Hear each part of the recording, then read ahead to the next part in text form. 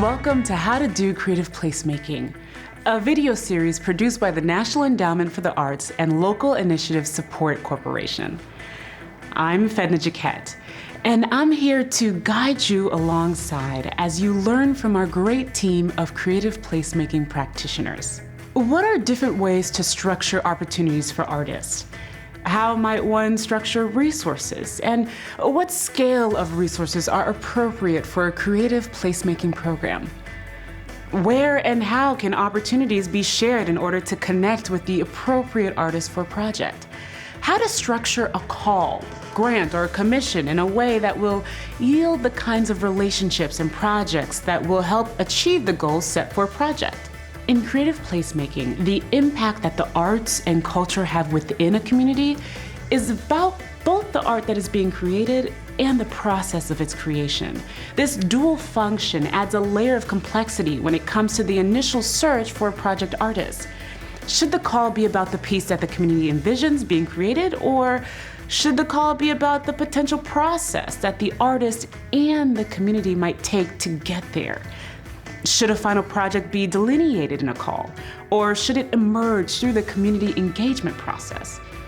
There is no singular answer to any of these questions, but the people, the place, the historical context, and the goals and visions of the community should all influence the way a call is composed. There are, however, best practices that everyone can rely on to ensure both the artist and the community have the full potential to engage in a process of creating arts-based responses to local issues. Strategic considerations highlight community, engagement, priorities. It's important to be as specific as possible in the call for artists about community engagement needs and expectations. Not all artists are trained or have extensive experience in working with community groups. Being clear about what is expected at the beginning of the project is a critical first step. Community organizations should also spend time with neighborhood groups before issuing the call to understand community needs and expectations for a specific project. It's important to engage the community in all major points of decision-making, including picking a topic, defining goals, delineating timelines, etc. I'm going to stop here, and Ina Anderson, the Deputy Director of Kansas City LISC, is going to share the process that a coalition of partners used to select artist Michael Toombs, and Michael will discuss how the selection process in turn influenced the way the project unfolded. So the Concourse Park is a really wonderful park that sits in the historic Northeast neighborhood of Kansas City. It's one of the older neighborhoods in Kansas City with lots of beautiful mansions and architecture from back when the city was first founded. It was where sort of the wealthier folks went to live when they wanted to get out of downtown. It's got a beautiful boulevard that runs through it and gorgeous parkland. That's a wonderful feature of Kansas City, our beautiful boulevard system.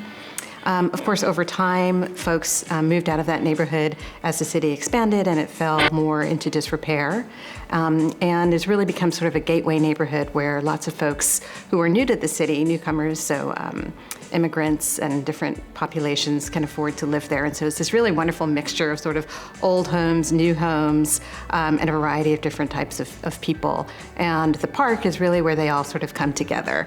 And we have a wonderful neighborhood association that had worked, on their own for years to rehabilitate a playground in the park. And with that rehabilitation that's been very successful, there are now a lot more folks that come to utilize the park.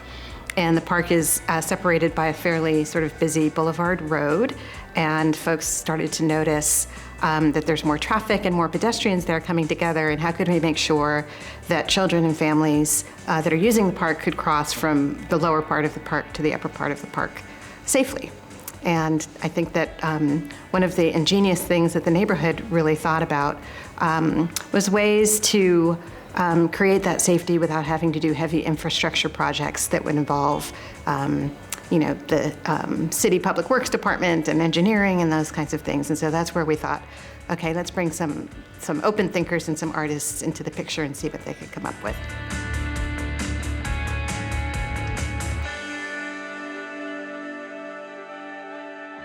So with our project, we decided to use an RFQ, which is a request for qualifications, where we'd have artists tell us about their skills and abilities.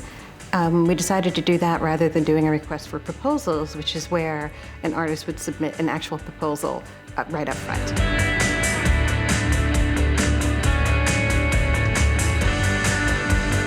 So our RFQ included multiple parts.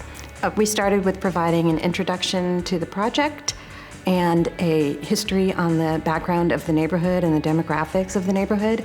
And we also provided a project description. So in the introduction, we really kind of laid out why we were doing this project, who was involved, and what our vision and goals really are for the project. And then, like I said, we gave sort of a deep description of actually the neighborhood, the history of the neighborhood, and the demographics of the folks that are living there. So in our project vision, we outlined really what our values were and what we thought would make the project a success. So we laid out sort of our philosophy of creative placemaking, and particularly that we valued the placemaking process as much as the finished product. And so we talked about how really we wanted this to be an inclusive process where neighbors were really valued in the outcome. We talked about really the love that we have for the park and the park as a venue, and why it was so important that we do this deliberately and inclusively, and that our vision for the project would be eventually something that really reflected the will and the culture and the heritage of the neighborhood.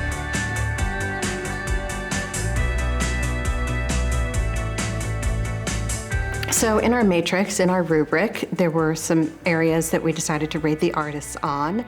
They included things like evidence of community engagement. Was that demonstrated in the application, and how well? Technical mastery. So really, what did their work look like, and what was their skill set around that? Conceptual mastery. What did their concepts look like in terms of how they would engage the community? Evidence of past community engagement was another sort of column that we had in our rubric. So we took all of these things together, and as a group, we came together and actually talked about how the artists rated really in each of those areas. We decided to go with a team of 3 because we really wanted that diversity of both, I would say sort of demographic diversity, but also really diversity of the type of art that they do. And so we ended up with a visual artist, a theater artist and costume designer, and a graphic designer. And they've been wonderful together.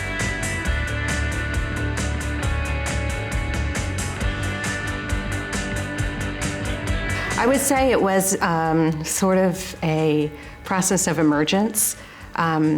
We didn't really go into it knowing that we would end up with 3 artists, but as we looked at the background and the skills of each of them, we decided to just really be flexible, and we decided to ask the artists if they could also be flexible, and they were very accommodating, maybe even surprisingly so. We were a little bit nervous, saying, well, we want to put you together when you didn't come in together as a team, but we found that the artists were just as excited to collaborate with other folks, and especially folks from outside of their sort of, realm of expertise, and that they felt that actually really would enrich the project, and they really saw it as an opportunity to collaborate with new people and to get creative and work in new ways, and that was a neat kind of like, I think, almost a bonus challenge that was baked into the process. And so we were pleasantly surprised at how flexible they were as well.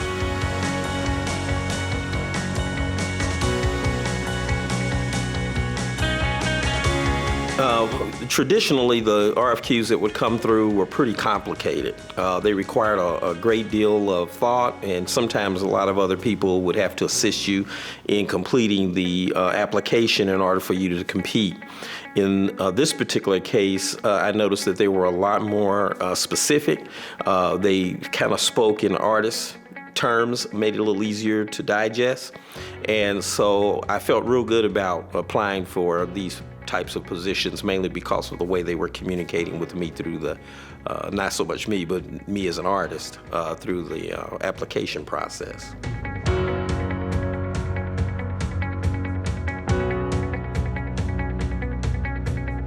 Because there were 3 of us that were selected, one of the things that was going to become necessary was to determine where our individual strengths were.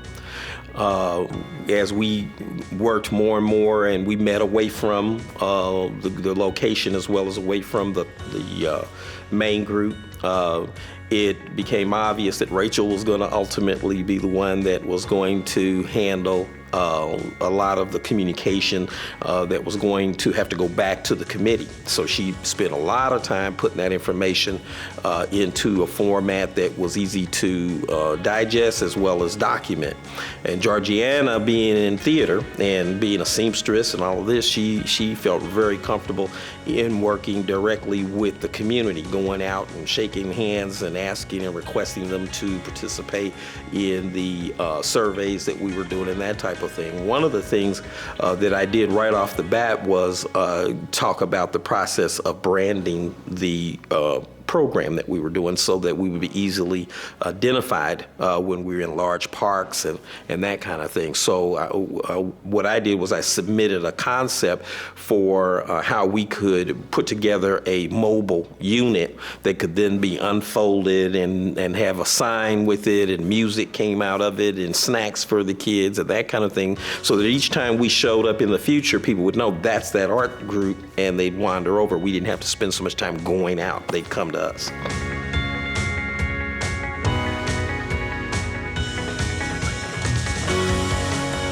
There's some stages that are required to coming into a community from another place, and people not knowing you and people not necessarily wanting to communicate or interact with you. So how do you break the ice on something like that? Some of the things that we did right off the bat was, as a result of the information that was provided to us through the application process in terms of who we could get in touch with in the community who were already involved, we made contact with some of those individuals and walked in or at least put ourselves on their meeting schedules. So as they were meeting over time, we would come in and we would present who we were, some of the ideas and what we would like to do. We wanted them to give us input as to what they thought would work best for their community. Once we got that information from the core group, we tried to put that in a form, we tried to include that as part of our conceptualizing, and then we'd come back and present to them what we wanted to then present to the community. So by this time, they were pretty much on board. And so the next step was getting into the community area. They invited us to a couple of their larger festivals that they had, which one was a concert festival, another one was a food festival.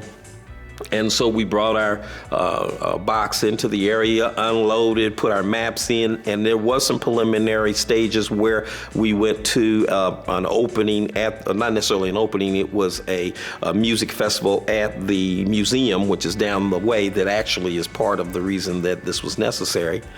And we set up our box there, and then we just kind of gave some ideas to the community and said, these are some things that we're thinking about doing. What do you think? And then also, if you would change anything or if you would want to introduce something different, what would that look like? So they could actually try and articulate that through drawings, many other ways, or they could just simply go up and put a little sticker on the one idea of the 4 or 5 we presented that they liked most. That helped us to kind of narrow down the concept, and by the time we got to a stage where it began to come into focus, they weren't surprised by it because they had all participated over a period of time. By the time the changes start to take place in the community, you introduce the actual outcome, it's not a big surprise. You're not doing something to the community, you did something with them. Okay, that was a lot of information. Luckily, you can find more details and some actual models of artist calls in our workbook, How to Do Creative Placemaking. That's downloadable for free at... Thanks for joining us in learning about calls and commissions. Next up, formalizing partnerships, contracts, MOUs, and agreements.